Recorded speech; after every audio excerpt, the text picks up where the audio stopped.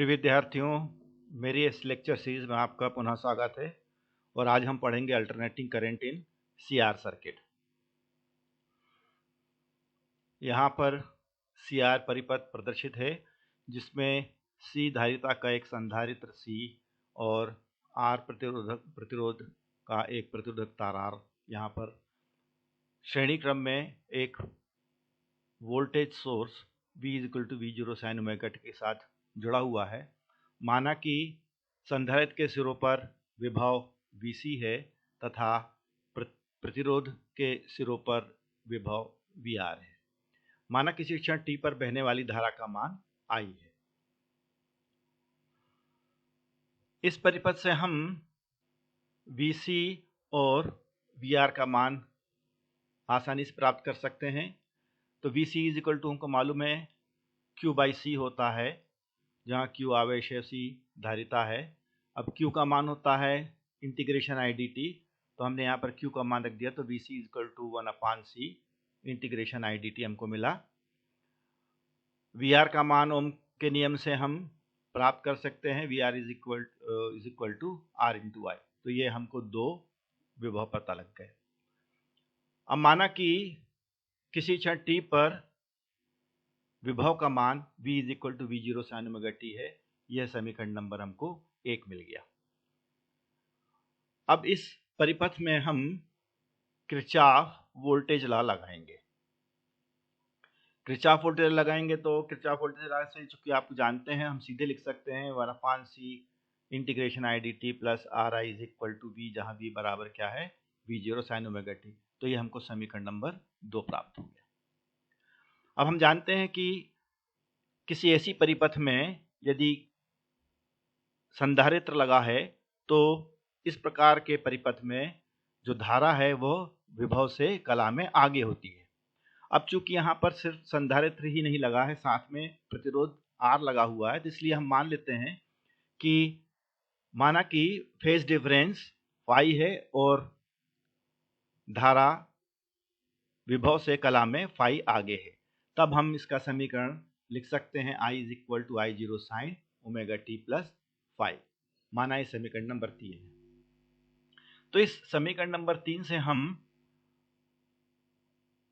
1/C IDT का मान, ये जो यहाँ पर है, इसको हम निकाल सकते हैं। यहाँ पर I का मान समीकरण नंबर 3 से रख देंगे तो 1/C integration I0 sin omega t plus phi dt, ये हो जाएगा माइनस I0/ओमेगा C cos omega t plus phi. क्योंकि यहाँ पर हमने I0 एक स्थिर राशि, इसलिए इंटीग्रेशन साइन से इसको बाहर निकाल लिया है। Sine omega t plus phi का यदि हम इंटीग्रेशन करेंगे तो हमको मिलेगा minus cos omega t upon omega, तो ये ओमेगा नीचे आ गया। तो इस प्रकार से हमको समीकरण नंबर 4 प्राप्त हो गया।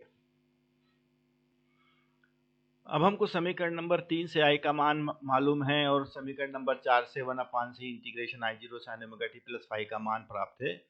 तो हम समीकरण 3 और 4 से इन दोनों मानों को समीकरण नंबर 2 में रख देंगे, तो हमको समीकरण मिलेगा RI0 sin omega t plus phi minus I0/ओमेगा C cos omega t plus phi is equal to V0 sin omega t। अब यहाँ पर हम साइन A प्लस बी और कॉस A प्लस बी का फार्मूला लगाएंगे और इनकी टर्म्स को रीअरेंज करेंगे साइन ओमेगा t और कॉस ओमेगा t के कोएफिशिएंट के रूप में।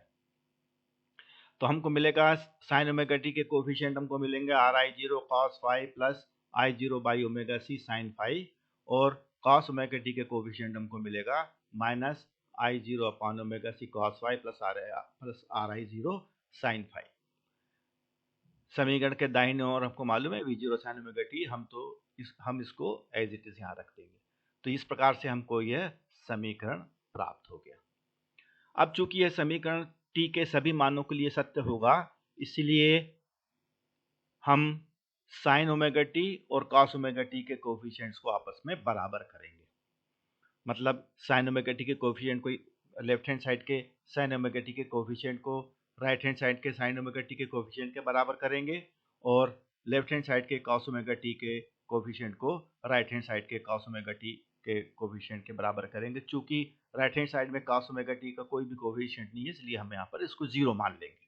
तो यहाँ पर हम लोग लिख सकते हैं +0 × cos ओमेगा t। तो हमको इस प्रकार से इक्वेट करने पर मिला R I zero cos phi plus I zero upon omega C sine phi is equal to V zero. यह साइन ओमेगा टी के कोफिशिएंट को इक्वेट करने से हमको मिला था। दूसरा समीकरण को मिलेगा minus I zero by omega C cos phi plus R I zero sine phi is equal to zero. यह कॉस ओमेगा टी के कोफिशिएंट को इक्वेट करने से प्राप्त हुआ था। इस समीकरण से हम आई जीरो का मान निकाल सकते हैं। तो आई जीरो बराबर V zero upon R cos phi plus 1 upon omega C sine phi. और इस समीकरण से हम निकाल सकते हैं मान टेन फाई का। तो tan phi is equal to 1 by omega C upon R, ये हमको मिलेगा। या और इस समीकरण से हम लोग फाई का मान निकाल सकते हैं। फाई बराबर tan inverse 1 upon omega C upon R. तो ये दोनों हम समीकरण नंबर 5 मान लेंगे। ये समीकरण हमको याद रखना है क्योंकि इसको हमको आई के साथ जब हम कंपेयर करेंगे तो हमको पता लगेगा कि कितना विभव और धारा में कलांतर है। तो अब हमने पूर्व में आई जीरो का मान निकाला था। तो डिनोमिनेटर में हमने क्या किया कि आर को कॉमन ले लिया। तो हमको मिलेगा आर करली ब्रैकेट्स मिलेगा cos phi plus 1 upon omega C by R sine phi. चूंकि 1 upon omega C by R हमको मालूम है ये टेन फाई है, इसलिए हम इसकी जगह पर रख देंगे टेन फाई। तो हमको ये समीकरण प्राप्त हुआ। अब टेन फाई बराबर होता है sine phi upon cos phi. तो यह मान हम यहाँ पर रख देंगे। तो हमको मिलेगा V zero upon R within the curly bracket cos phi plus sine phi upon cos phi sine phi. इसका हम यदि इसको हम सरल करें तो हमको मिलेगा V zero cos phi upon R curly brackets में हमको मिलेगा cos square phi plus sine square phi. ये हो जाएगा एक। तो इसलिए हमको मिलेगा I is equal to V zero cos phi upon R. माना ये समीकरण नंबर 6 है। यहाँ पर जो कॉस फाई है इसको हमको प्राप्त करना है ओमी पदों में। तो हम फेजर डायग्राम बनाते हैं। फेजर डायग्राम के सहायता से हम कॉस फाई का मान निकाल सकते हैं। अब हमको मालूम है कि जो विभव है वो पीछे होता है, इसलिए हमने VL को इस प्रकार से रखा हुआ है।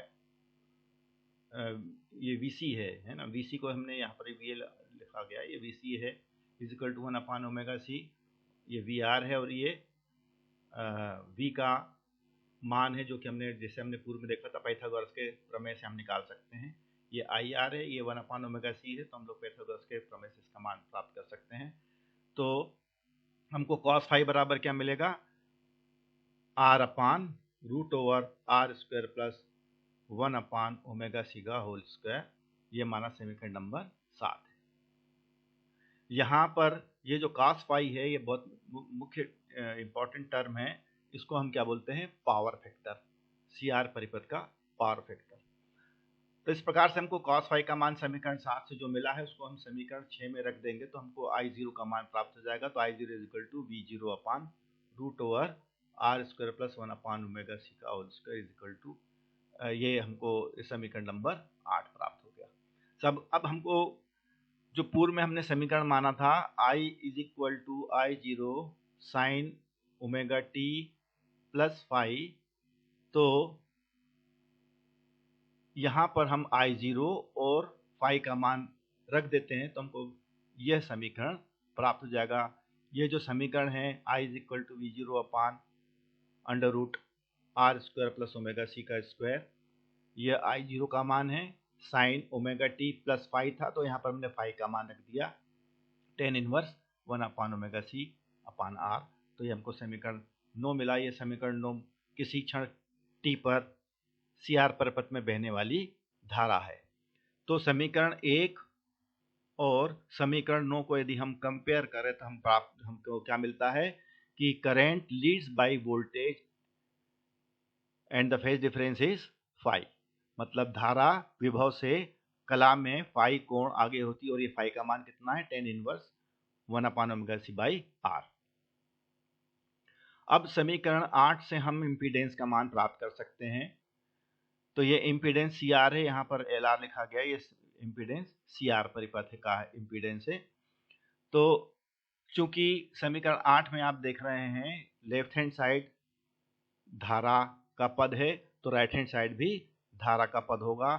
अब राइट हैंड साइड में धारा का पद प्राप्त करने के लिए हमने यहाँ क्या देखा कि ये विभव है, तो निश्चित रूप से ये हमको प्रतिरोधकता हमको यहाँ पर प्राप्त होनी चाहिए, ये इम्पीडेंस होगा। इसलिए हम इसको इम्पीडेंस के रूप में इसको हम किस में नापते हैं? ओम में। यदि ये एम्पियर में है तो ये वोल्ट में है, और तो ये किस में होगा? ओम में होगा। तो निश्चित रूप से ये क्या होगा? इम्पीडेंस होगा परिपथ का। तो परिपथ का इम्पीडेंस कितना होगा? √r² प्लस 1/ωc का स्क्वायर।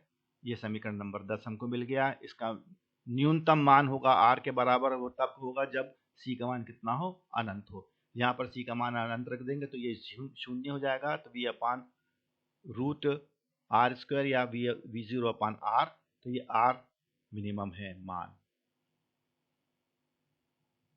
तो इस प्रकार से ये हमने CR परिपथ का अवलोकन कर लिया है। अब विद्यार्थियों, आप सीरीज LCR परिपथ को बहुत आसानी के साथ इसका अध्ययन कर सकते हैं। यहाँ कुछ मैंने आपको हिंट दी है। पहले आप